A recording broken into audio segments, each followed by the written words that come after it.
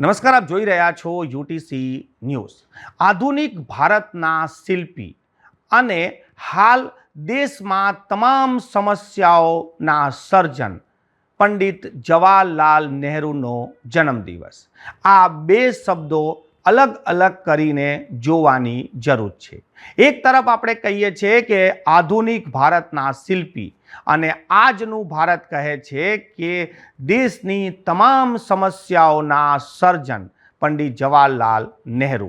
તો આજની પેઢી આ બંને શબ્દોને એક સાથે જોઈ રહી છે, પરંતુ જો અલગ અલગ જોવાનો વારો આવે તો પહેલું વાક્ય ખોટું છે કે પછીનું વાક્ય સાચું છે એ તફાવત કરવી ખૂબ જ મુશ્કેલ થઈ ગઈ છે।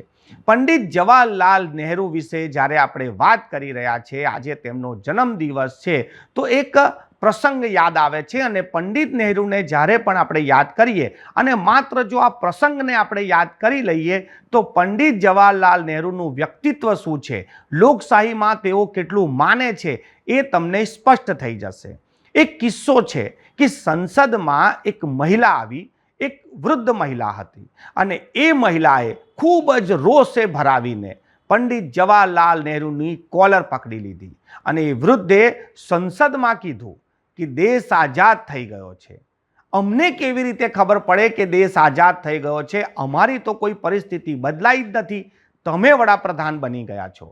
ત્યારે પંડિત નહેરુએ એ વૃદ્ધાને માત્ર એટલું જ કીધું કે આ દેશ આઝાદ થઈ ગયો છે એનો એક પુરાવો એ છે કે તમે એક વડાપ્રધાનની કોલર પકડીને તેને સવાલ પૂછી શકો છો। વડાપ્રધાન પંડિત નહેરુ તે સમયે રોષે નહોતા ભરાયા, પરંતુ વૃદ્ધાને આપેલા જવાબ ઇતિહાસના પાનાઓ પર અમર વાક્ય બની ગયા છે કે આ લોકશાહી આવી ગઈ છે કે તમે એક વડાપ્રધાનનું કોલર પકડી શકો છો। આજના લોકો, આજના નેતાઓ જ્યારે એવું કહેતા હોય કે દેશ 1947માં આઝાદ નથી થયું પરંતુ 2014માં થયું છે, ત્યારે તેમને પંડિત નહેરુના આ વાક્યોને સમજવા જોઈએ અને જો તેમને સાચા ના લાગતા હોય તો આજે અનુકરણ કરી લેવું જોઈએ। વડાપ્રધાન તો છોડો, કોઈ નાના મંત્રી કે સંત્રીની કોલર પકડીને જુઓ, તમને અહેસાસ થઈ જશે કે તમે આઝાદીમાં જીવી રહ્યા છો કે ગુલામીમાં જીવી રહ્યા છો। પંડિત જવાહરલાલ નહેરુ જે આધુનિક ભારતના શિલ્પી છે, તેમને આ દેશમાં વડાપ્રધાન તરીકે સૌથી વધારે શાસન પણ કર્યું છે અને એક નેતા તરીકે સૌથી વધુ જેલવાસ પણ કર્યો છે। આજના નેતાઓ એક દિવસ જેલ ના જઈ શકે સાહેબ, અને તેમને તો એમના જીવનના 12 વર્ષ જેલમાં વિતાવ્યા છે, એ પણ અંગ્રેજી શાસનમાં। આઝાદીની લડાઈની વાત છોડી દઈએ તો પંડિત નહેરુ જ્યારે દેશના વડાપ્રધાન બન્યા ત્યારબાદ દેશના આધુનિક ભારત માટે જે તેમને ઘડતર કર્યું, તેમને ડેમ બનાવ્યા, તેમને ONGC બનાવી, તેમને રિફાઇનરી બનાવી, તેમને જ અમૂલ ડેરી બનાવી અને તેમને જે પરમાણુ શક્તિ ભારત બન્યું છે એ પણ તેમને જ પાયો નાખ્યો હતો। જે પણ દેશના વડાપ્રધાન બને તેમનું આ કામ હોય છે કે દેશની સેવા કરે, દેશનો વિકાસ કરે। પંડિત નહેરુએ પણ આવું જ કંઈ કર્યું હશે, પરંતુ આજે પણ આપણે તેમને યાદ કરી રહ્યા છે।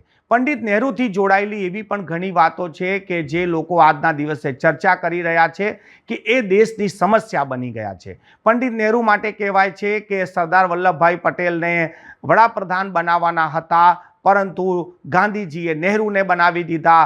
સરદાર બન્યા હોત તો દેશ કંઈક અલગ હોત, પરંતુ લોકો નથી જાણતા કે નહેરુ જ્યારે વડાપ્રધાન બન્યા ત્યારે 51 વર્ષના હતા અને સરદાર જ્યારે દેશ આઝાદ થયો ત્યારે 71 વર્ષના હતા। વયોવૃદ્ધ અને અસ્વસ્થ હોવાના કારણે તેઓ વડાપ્રધાન નથી બન્યા તેવું પણ ઇતિહાસના જાણકારો માને છે। બીજી વાત, જ્યારે કાશ્મીરની આવે કે કાશ્મીરનો મુદ્દો નહેરુ UN લઈ ગયા અને તેના માટે તેમની ઘણી ટીકાઓ પણ થાય છે। ચીન સામે તેમને તાકાત ના બતાવી અને ચીન સામે ભારત યુદ્ધ હારી ગયું, તે પણ તેમની નિષ્ફળતાની નિશાની છે। પરંતુ એ વાત પણ આપણે ના ભૂલવી જોઈએ કે વડાપ્રધાન જ્યારે પંડિત નહેરુ રાજીનામું આપવા ગયા હતા ત્યારે રશિયા અને અમેરિકાએ પણ એમને સૂચવ્યા હતા કે પંડિત નહેરુ રાજીનામું ના આપે। આ શખ્સિયત હતી, એટલે કોઈ પણ એક વ્યક્તિમાં ખામી હોઈ શકે છે અને સારી બાબતો પણ હોઈ શકે છે। એમના જન્મદિવસ પર આજે એમના વિશે ચર્ચા તો જરૂર થવી જોઈએ કે એ ખોટા હતા કે સાચા હતા, અને એ ઇતિહાસના જાણકારો એમને લખેલા પુસ્તકો વાંચીને જ થઈ શકે. જો વોટ્સઅપ યુનિવર્સિટી પર તમે નહેરુને વાંચવા જશો તો તમને સાચી માહિતી નહીં મળે. આજે પંડિત નહેરુનો જન્મદિવસ બાળ દિવસ તરીકે પણ ઉજવાય છે. ઘણા લોકો આજના દિવસે બાળ દિવસની ઉજવણી કરે છે, ઘણા લોકો નથી કરતા. તેની પાછળનું કારણ પણ સ્પષ્ટ છે કે દુનિયા 20મી નવેમ્બરે ચિલ્ડ્રન ડેની ઉજવણી વર્ષોથી કરતી આવી છે, પરંતુ વડાપ્રધાન પંડિત નહેરુના જન્મદિવસના ઉપલક્ષમાં ચિલ્ડ્રન ડેની ઉજવણી ભારતમાં શરૂ કરવામાં આવી. જે લોકો નહેરુને પસંદ નથી કરતા તે આજે ચિલ્ડ્રન ડે નથી ઉજવતા, તેઓ 20મી નવેમ્બરે જ ઉજવે છે. પરંતુ જે નહેરુને માનનારા લોકો છે તે જાણે છે કે નહેરુને બાળકો ખૂબ પસંદ હતા, જેથી આજે ચિલ્ડ્રન ડેની ઉજવણી કરે છે. એટલે ભારતમાં ચિલ્ડ્રન ડેની ઉજવણી પાછળ પણ ખૂબ મોટી રાજનીતિ ચાલતી આવી છે.